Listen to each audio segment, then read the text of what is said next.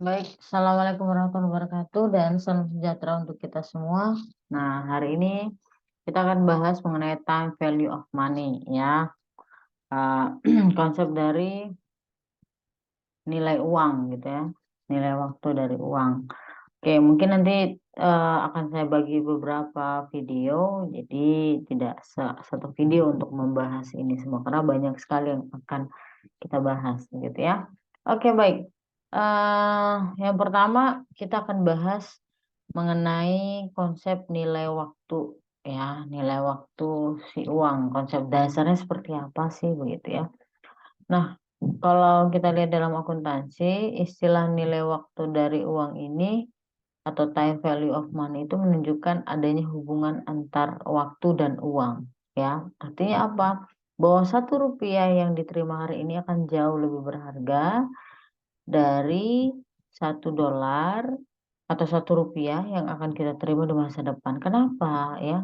Karena ada kesempatan untuk menginvestasikan rupiah tadi yang hari ini, ya kan? Nah, lalu karena kita menginvestasikan, imbal jasanya apa? Bunga, gitu. Nah, namun ada yang perlu kita pertimbangkan, ya kan, di dalam memilih alternatif investasi ataupun pinjaman, ya. Yang penting kita harus memperhatikan, begitu ya, membandingkan rupiah hari ini dengan rupiah di masa yang akan datang dengan dasar yang sama begitu. Jadi membandingkan apple to apple. Maka dalam hal ini nanti investor akan menggunakan konsep nilai sekarang ya, nilai sekarang ya, yang mana di dalam akuntansi itu banyak sekali yang apa ya, mengaplikasikan tentang nilai sekarang ini begitu ya. Nah, lalu kita lihat aplikasi ya konsep nilai waktu ini ya. Nah, kalau di dalam pelaporan keuangan itu menggunakan berbagai pengukuran dalam situasi yang berbeda. Contohnya, kalau peralatan dia biaya historis, ya kan? Kalau dia beberapa persediaan itu menggunakan nilai realisasi bersih, terus investasi itu nilai wajar, gitu ya. Nah, menurut standar FASB yang terbaru mengenai pengukuran nilai wajar, ukuran nilai wajar yang paling berguna didasarkan pada harga yang ditetapkan dalam pasar yang aktif.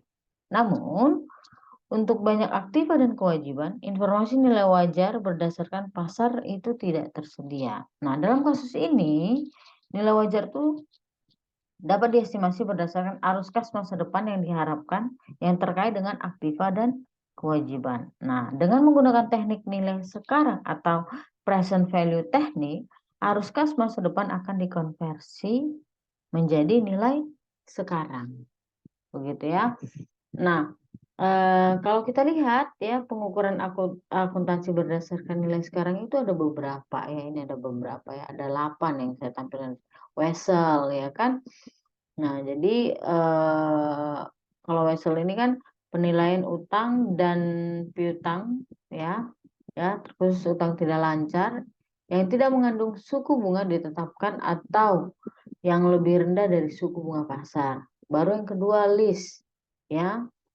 Nah, di sini penilaian aktiva dan kewajiban yang harus dikapitalisasi menurut list jangka panjang dan pengukuran jumlah pembayaran list serta amortisasi leasehold tahunan. Nah, terus ada juga pensiun ya, pensiun atau dan tunjangan pasca pensiun lainnya. Ya, lalu ada aktiva jangka panjang, ya lalu ada dana pelunasan, lalu yang keenam ada penggabungan bisnis, ya, yang ketujuh pengungkapan, yang kedelapan kontrak angsuran. Jadi ini contoh-contoh pada topik akuntansi ya yang berdasarkan nilai sekarang, ya. Nah, selain aplikasi bisnis dan akuntansi, konsep bunga majemuk, anuitas, dan nilai sekarang itu juga berlaku untuk keuangan pribadi dan keputusan investasi. Ya, dalam membeli rumah, mobil, ya, lalu misalnya ada perencanaan pengunduran diri dan pengevaluasi investasi alternatif, ya. Jadi ini semua apa ya perlu ya kita memahami konsep nilai waktu dari uang. Oke. Lalu kita lihat mengenai sifat bunga, ya. Bunga ini kan adalah pembayaran untuk pemakaian uang, ya. Bunga itu sendiri merupakan kelebihan kas, begitu ya, kelebihan kas yang diterima atau dibayarkan kembali untuk, ya, jumlah yang dipinjamkan. Ya, contoh ketika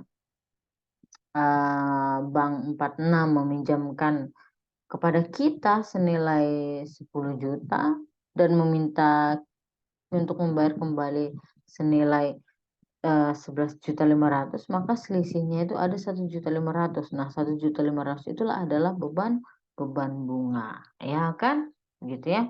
Nah, jumlah bunga yang harus dibayar umumnya itu dinyatakan sebagai satu tarif sepanjang periode dalam waktu tertentu, ya. Contoh, kita meminjam uang 10 juta sepanjang 1 tahun, ya. Sebelum membayar kembali tadi berapa? 11.500.000. Maka suku bunganya itu adalah 15% per tahun, ya kan, 15%. Jadi nanti itu kan 1.500.000 dibagikan dengan 10 juta, ya. Kebiasaan ini untuk menyatakan bunga sebagai satu tarif persentase itu telah menjadi praktek bisnis yang umum, ya. Dalam kenyataannya para manajer bisnis itu mengambil keputusan investasi dan peminjaman atas dasar suku bunga yang terlibat bukan pada jumlah rupiah aktual bunga yang akan diterima atau dibayarkan. Oke. Nah, kita lanjut mengenai bunga sederhana, ya, bunga sederhana. Nah, bunga sederhana ini hanya dihitung pada jumlah pokoknya, ya. Ada dihitung berdasarkan jumlah pokoknya saja. Oke. Nah, jumlah bunga ini merupakan pengembalian atas pokok sepanjang satu periode waktu, ya. Nah, kalau kita lihat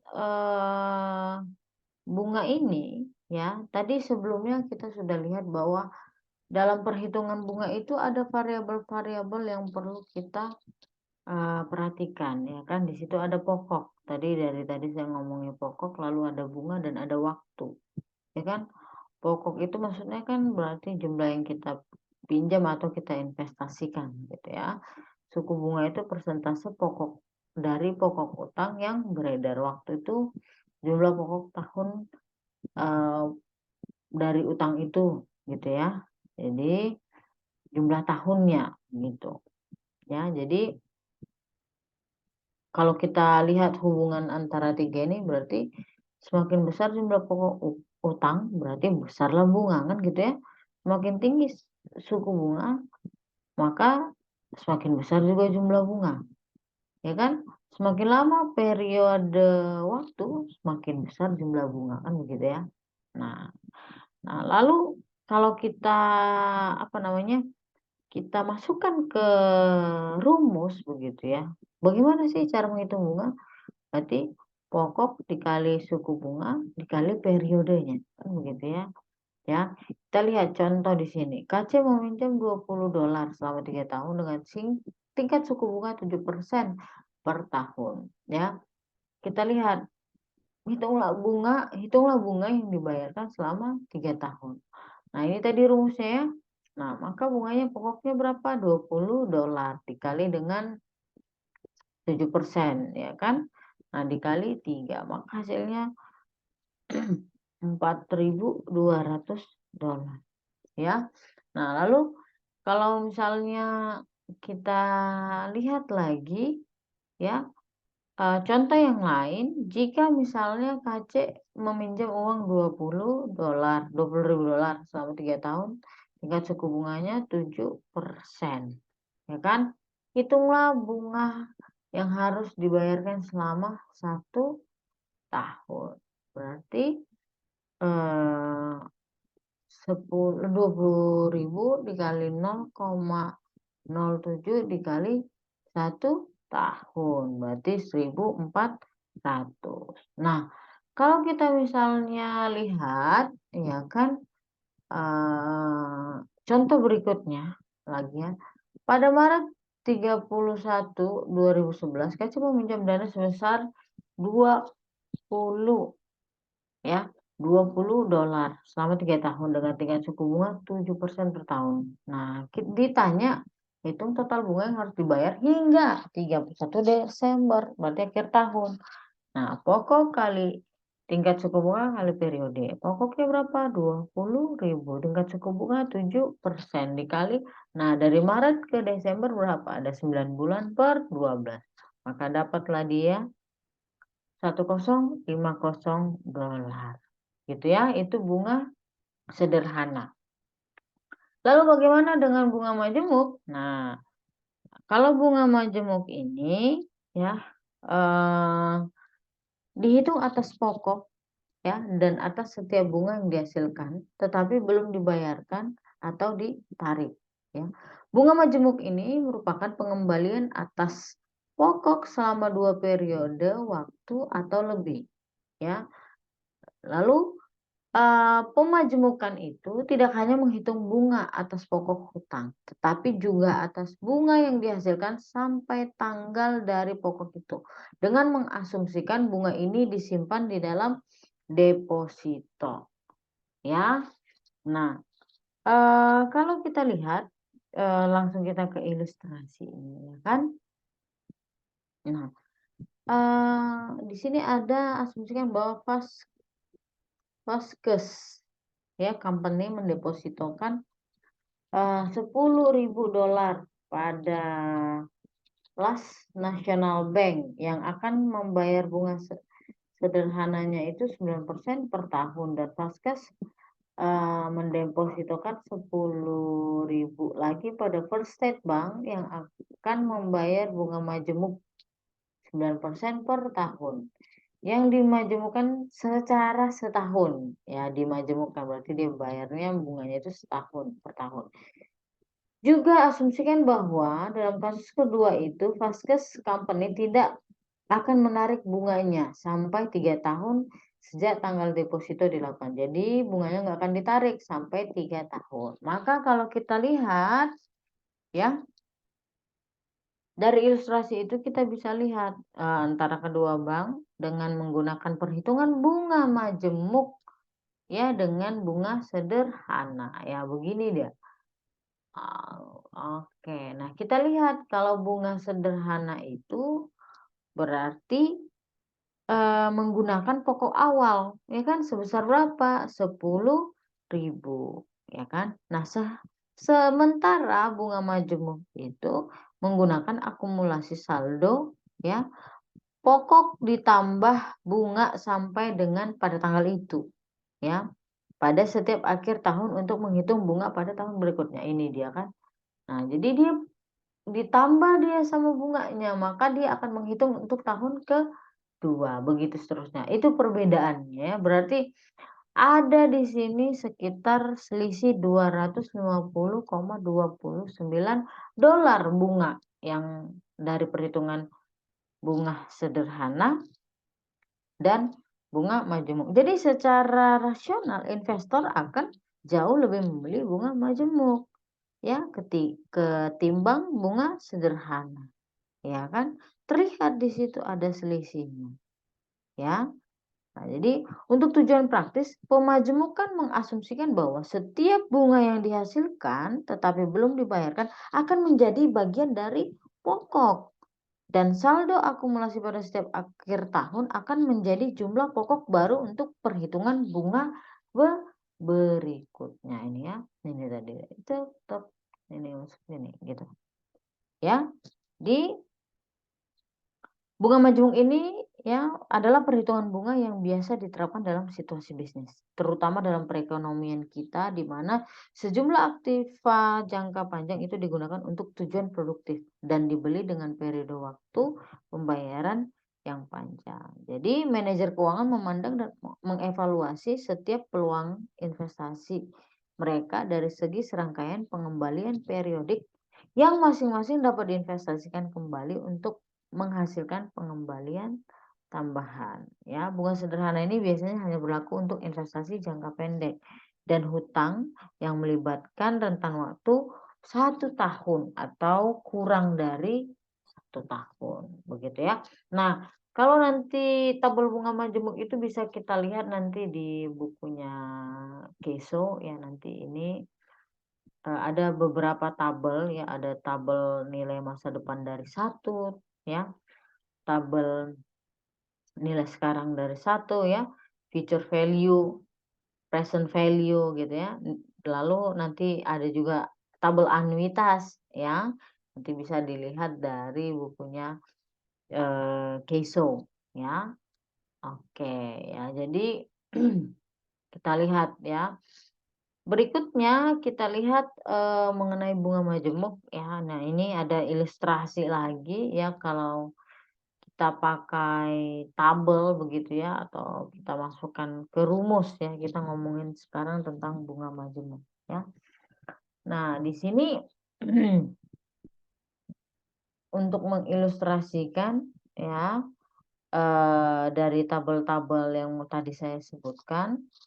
Nah, di sini ilustrasi ini menunjukkan berapa banyak pokok tambahan bunga $1 terakumulasi pada akhir setiap 5 periode, pada tingkat suku bunga majemuk yang berbeda-beda ya.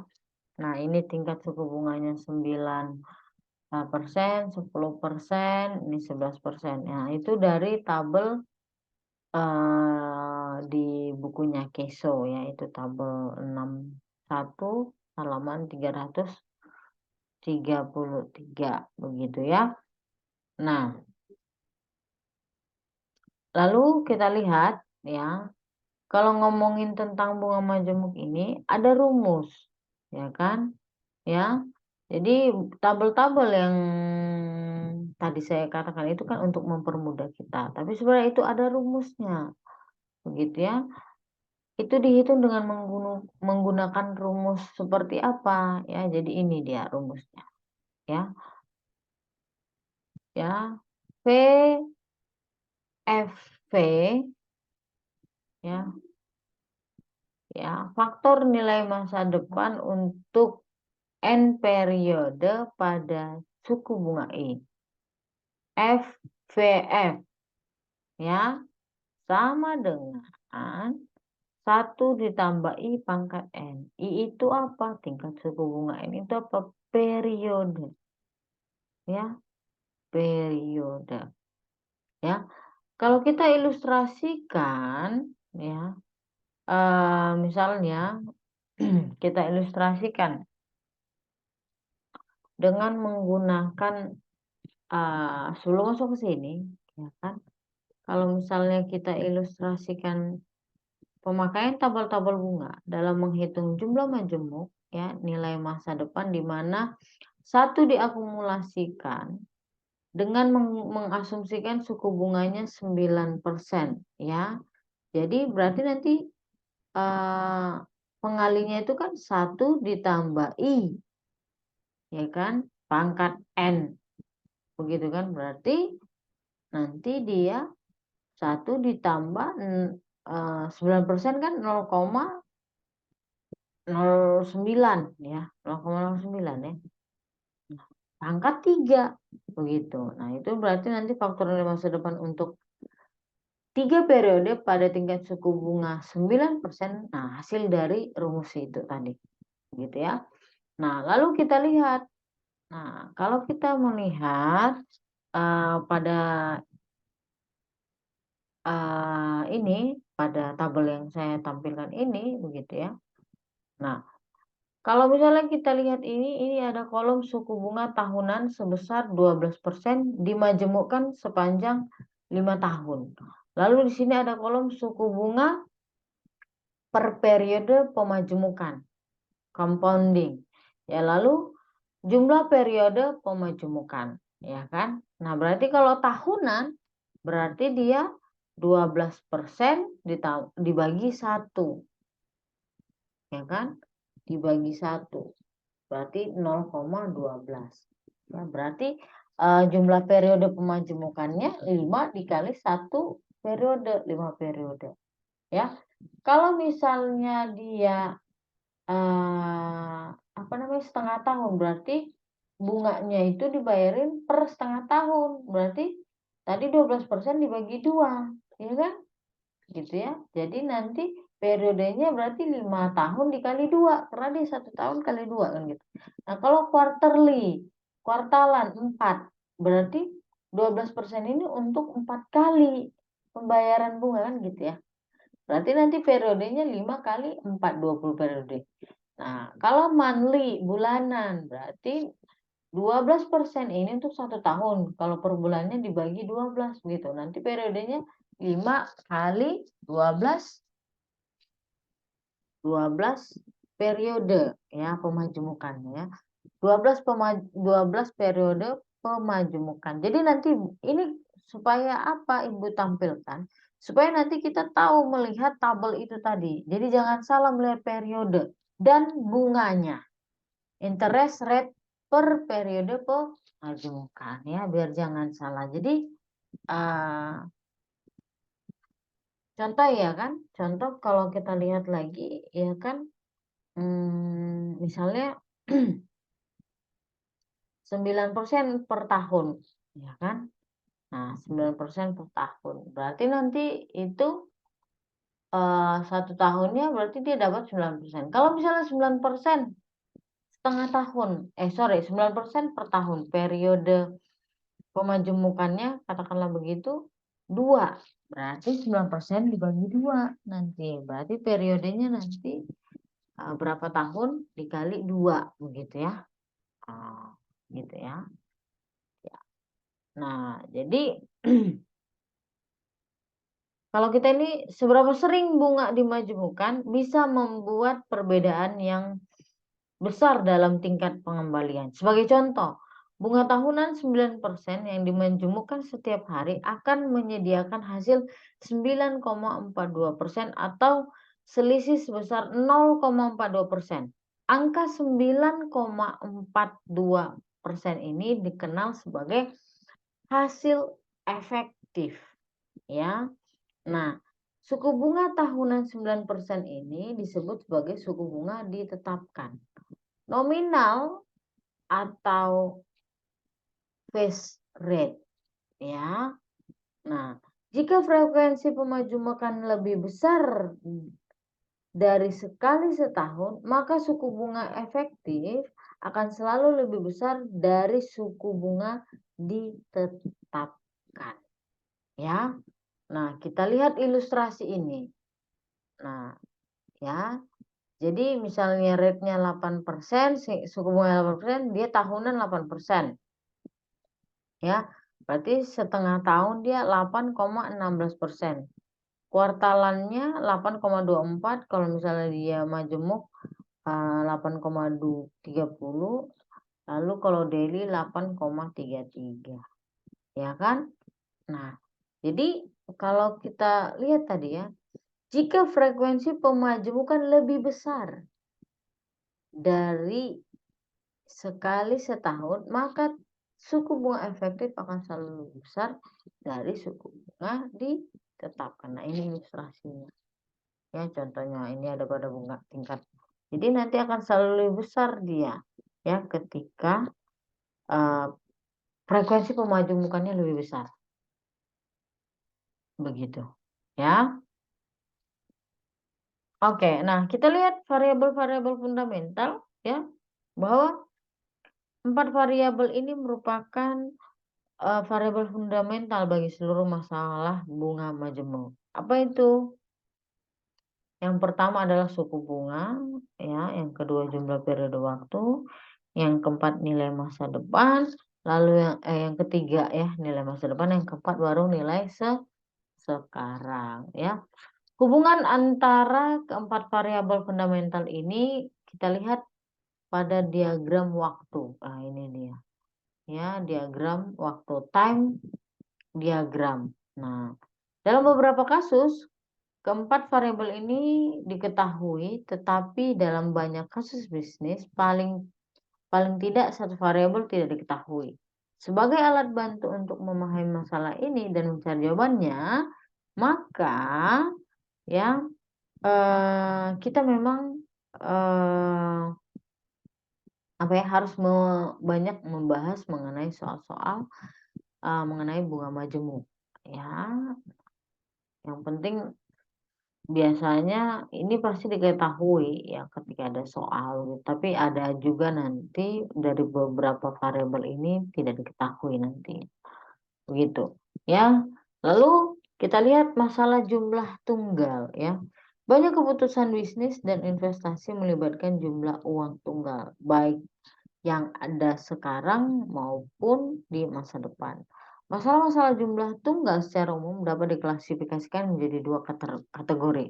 Yang pertama, menghitung nilai masa depan yang tidak diketahui. Ya kan? Dari mana? Dari jumlah uang tunggal tertentu yang diinvestasikan sekarang sepanjang sejumlah periode tertentu pada tingkat suku bunga tertentu. Lalu masalah yang kedua, ya kategori yang kedua adalah menghitung nilai sekarang yang tidak diketahui dari jumlah uang tunggal tertentu di masa depan yang didiskontokan sepanjang sejumlah periode tertentu pada suku bunga tertentu. Ya, ketika menganalisa informasi yang disediakan, kita terlebih dahulu harus menentukan apakah hal itu merupakan masalah nilai masa depan atau nilai sekarang.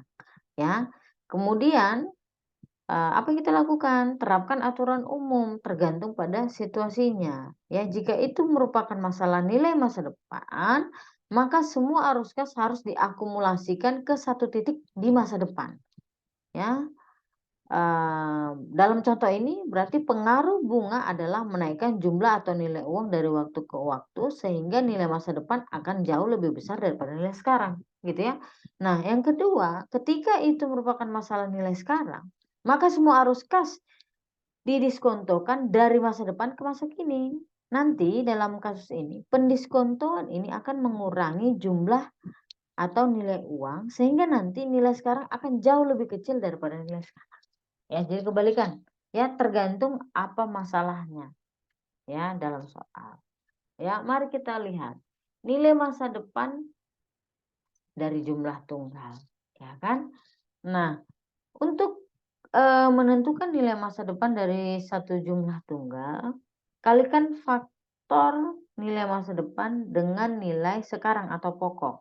Ya, seperti yang kita lihat dari rumus di sini ya.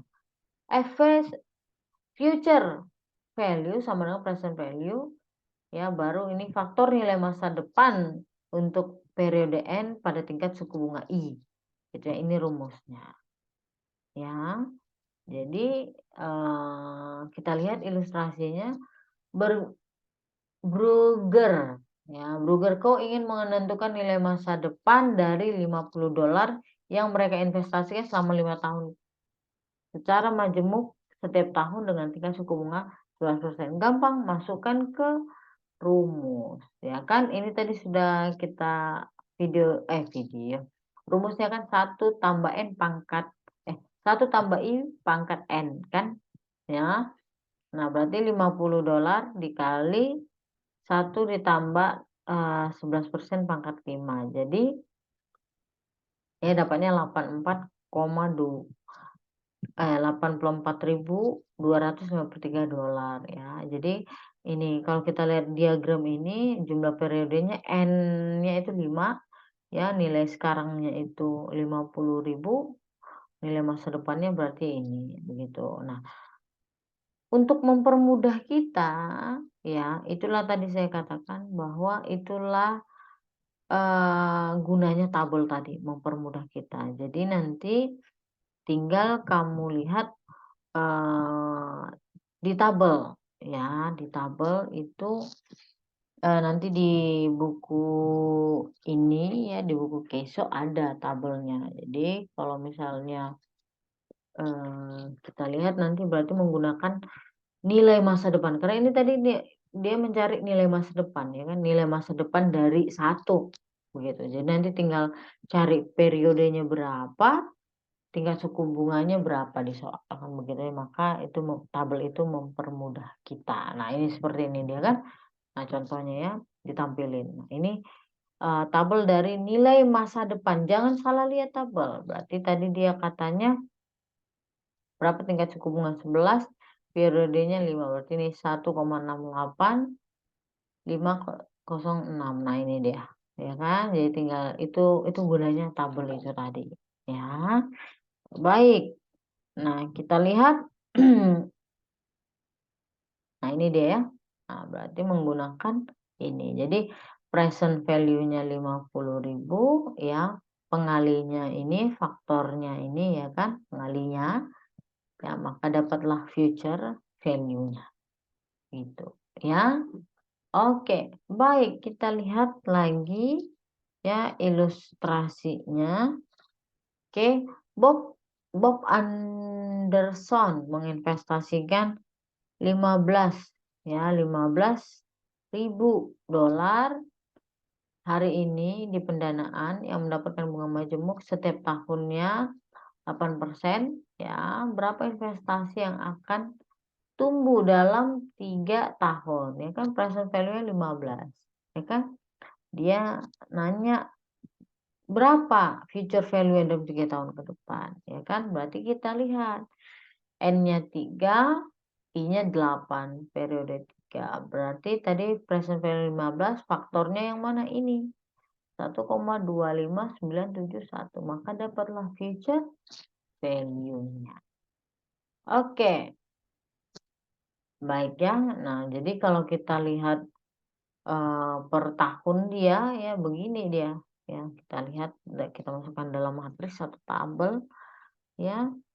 Nah, berarti dia pertamanya 15 dikali rate-nya sekian, interest-nya sekian, berarti balance-nya berapa, ya ditambahkan baru ini juga pengali untuk tahun berikutnya dikali rate-nya begitu seterusnya. Jadi dapat hasilnya. Nah, itulah gunanya tadi tabel itu mempermudah kita, ya kan? Nah, lalu eh nah, kalau misalnya Bob Anderson ingin menginvestasikan, oh ini tadi ya, sudah ya. Nah, ini dia. Nah, ini dia bedanya setengah tahun. Nah, setengah tahun, 3 tahun. Berarti 8% ini untuk 1 tahun. Setengah tahun ya. Setengah tahun dibilangnya. Oke. Ya, bunga majemuk 8% setiap setengah tahun. Berarti 8% dibagi 2. Tadi 4%. Berarti periodenya berapa? 3 kali 2. Ini kan 6. Berarti nanti kita cari. Ya, 4 pada periode 6. Nah, ini dia.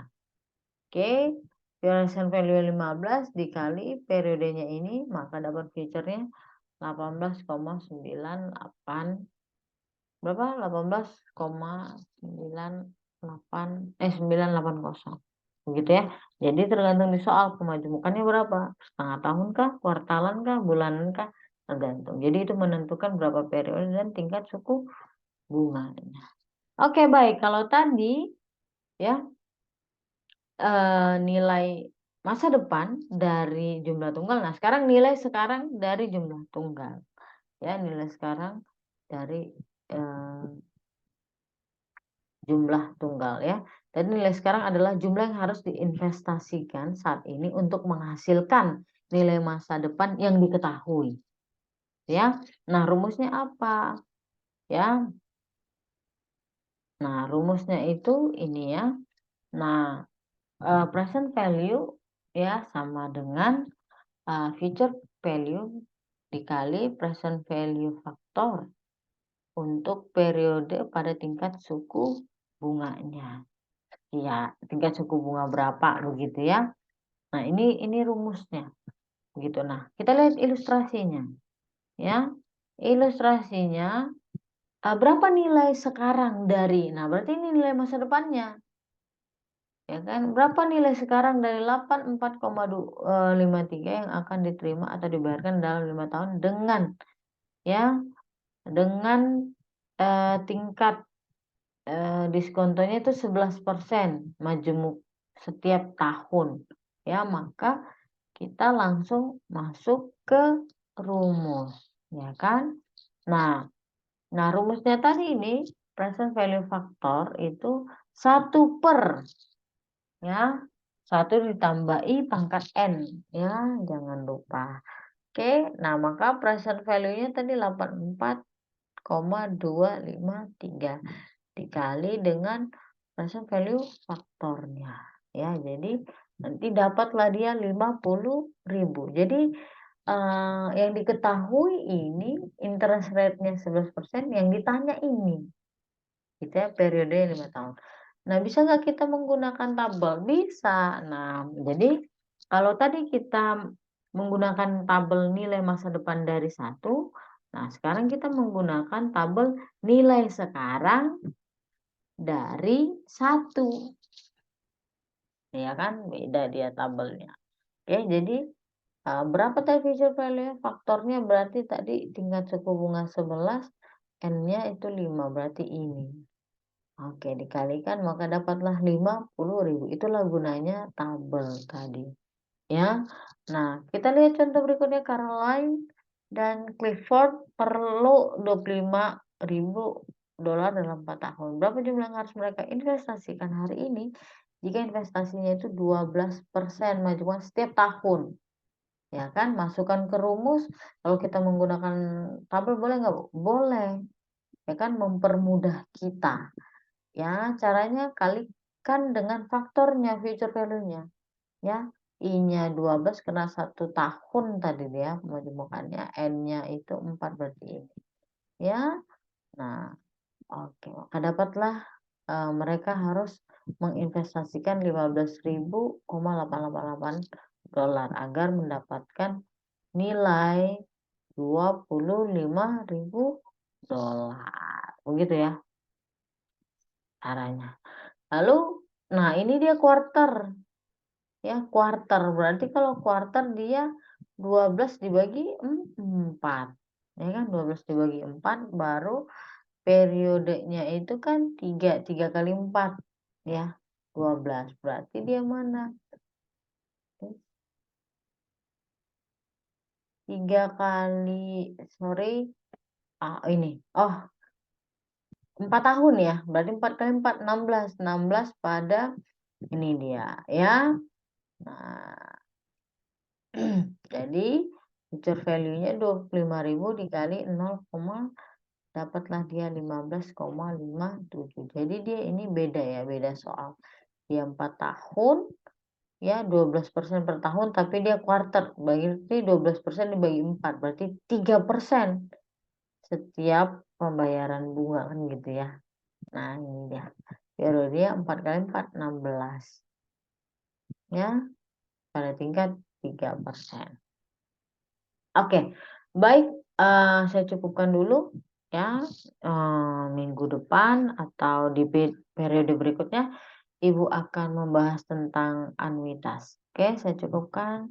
Assalamualaikum warahmatullahi wabarakatuh dan salam sejahtera untuk kita semua.